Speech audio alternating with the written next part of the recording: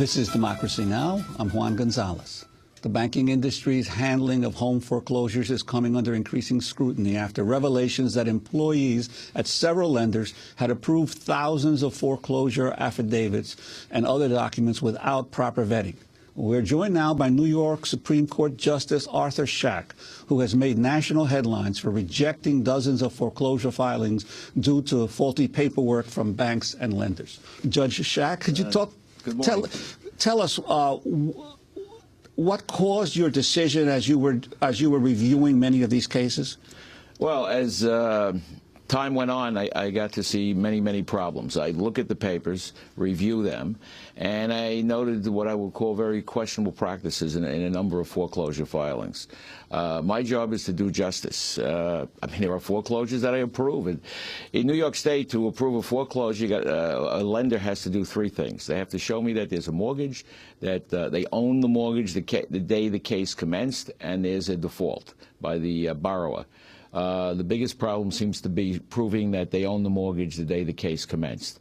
And this is where we run into numerous problems with assignments of mortgages, questionable affidavits of merit, and just sloppy paperwork in general, which causes tremendous problems not only for the bank, but for the borrower, or if someone ultimately buys a house, it could cause title problems down the road. It's, to put it mildly, it's a mess.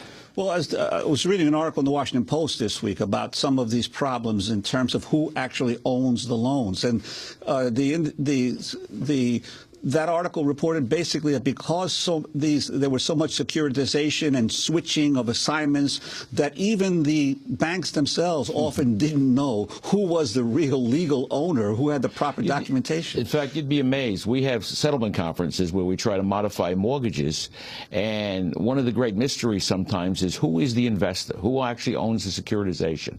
When you see a particular bank, it could be at a Chase, at HSBC, Bank of New York, whoever it is, as the trustee for the securitization trust, they're not really the owner. They represent the owner. The question is, who owns this mortgage, if you really want to get to approvals or modifications. So it really becomes a major problem to get to the bottom of this. And what happens to the homeowner in the cases that you reviewed if the banks themselves don't really know who owns the loan, when they're trying to get an adjustment or some kind of a refinancing of their mortgage that's already in arrears? It's hard to generalize it. Every case is unique. Each case is, at least by me, is reviewed on a case-by-case basis. So it's very hard. I can't say one size fits all. I have to look at each case. Except I and my colleagues, and throughout the country, I imagine, we're being buried in paperwork. Right now, active foreclosures in Brooklyn, which is Kings County, my county, are probably 1/4 of all the civil cases that we have. There are right now 12,000 foreclosures that are somewhere in the pending, whether it be in early stages or further down the road as the case develops. Whereas if we went back 4 or 5 years ago, maybe there were probably 3,000 or 4,000. So we're getting buried. And what makes it more of a society, what I'll call a societal problem, is if we, at least in my county, if we look at where these foreclosures are happening, it's primarily in minority neighborhoods, not in Caucasian neighborhoods, because we have lots of people who maybe shouldn't have gotten mortgages, or people who have struggled, they lose jobs, and families have problems. So then you have the societal problem of what happens when you start foreclosing on houses on a block, or the houses become vacant, no one's in there, people can break in, there's squatters, drug dealers, you name it. So there are many ramifications for us as a society with foreclosures. And the issue of when banks actually move in to foreclose in the default process, I've seen reports that someone falls sick and 3 months behind in their mortgage, and there's already a move to foreclose on them. I think it depends on the lenders. I don't think it's quite that bad in New York. I think, in fairness to the banks, they really don't want the property. They want their money. They're in the money game, not the real estate game. But it gets to a point where people are put on notice, and ultimately, if they fall behind, there is the process begins.